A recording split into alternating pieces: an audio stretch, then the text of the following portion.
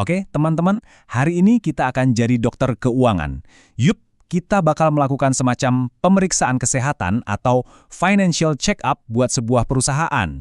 Tujuannya apa? Tentu aja, buat cari tahu saham ini sehat atau jangan-jangan ada gejala yang perlu kita waspadai.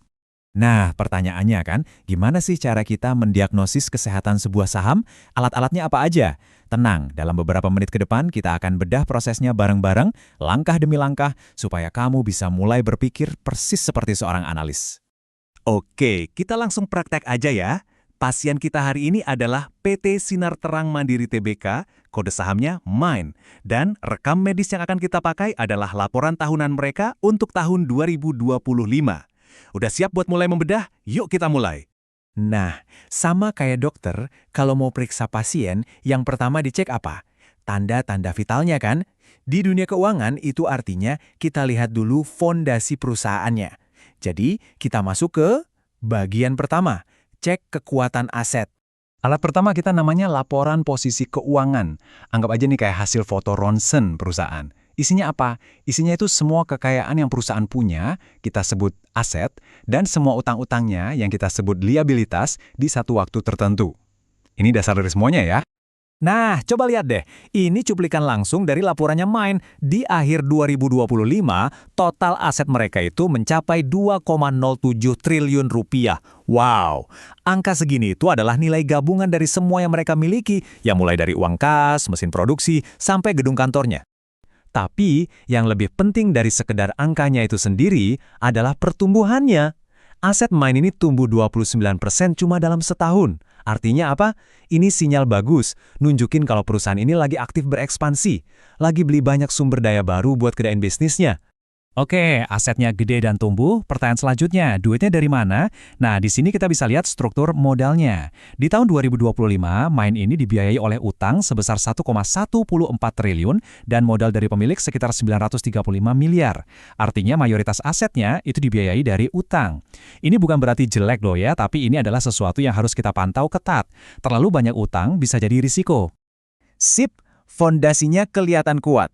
Asetnya terus bertumbuh. Sekarang, waktunya kita intip mesinnya. Seberapa jago sih perusahaan ini mencetak laba? Yuk kita masuk ke bagian kedua, mesin laba perusahaan. Ini dia laporan laba rugi. Dan disinilah kita nemu sesuatu yang menarik banget. Nggak usah pusing sama semua angka di sini, fokus aja ke baris paling bawah. Penjualan mereka itu sebenarnya naik loh. Tapi lihat deh, laba bersihnya justru anjlok. Turun dari 306 miliar di 2024 jadi cuma 202 miliar di 2025. Tunggu, ini aneh. Gimana ceritanya? Penjualan naik itu kan harusnya bagus ya, tapi kok laba bersihnya malah terjun bebas?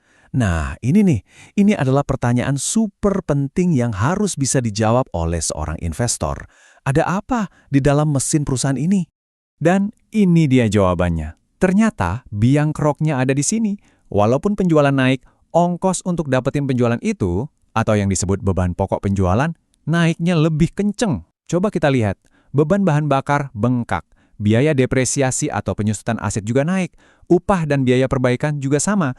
Jadi labanya turun bukan karena produknya nggak laku, tapi karena mesinnya boros banget ongkos operasionalnya. Oke, kita udah cek tanda-tanda vitalnya, udah periksa juga kinerja mesinnya. Sekarang, seperti layaknya dokter, saatnya kita menyatukan semua temuan ini dan membuat diagnosis akhir. Kita masuk bagian ketiga, diagnosis keuangan MIND. Ini dia laporan medis untuk MIND. Kita lihat satu persatu. Pertumbuhan aset, wah sehat banget. Naik 29%, kita kasih jempol. Tapi ada beberapa catatan penting nih. Struktur modalnya didominasi utang, ini perlu perhatian. Laba anjlok 34%, ini juga lampu kuning. Dan sumber masalah utamanya, beban pokok yang bengkak 25%. Jadi kesimpulannya, masalah utama perusahaan ini ada di pengendalian biaya. Setelah ada diagnosis, tentunya ada resep kan. Terus, apa yang harus kita lakukan dengan semua info ini? Ingat, ini bukan soal beli atau jual. Ini tentang proses berpikir. Mari kita lihat langkah selanjutnya bagi seorang investor cerdas. Nah, ini dia resep yang bisa kamu pakai untuk perusahaan manapun.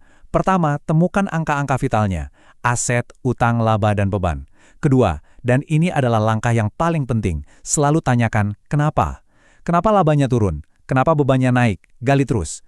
Ketiga, bandingkan datanya dari tahun ke tahun untuk melihat tren. Apakah ini cuma masalah sesaat atau makin parah? Dan terakhir, semua ini akan membawa kita ke langkah keempat. Ajukan pertanyaan yang lebih dalam lagi.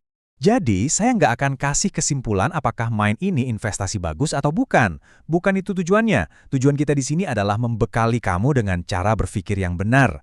Setelah melihat semua rekam medis ini, pertanyaan apa yang pertama kali muncul di kepala kamu? Nah, pertanyaan itulah yang menjadi titik awal perjalanan kamu untuk menjadi investor yang cerdas.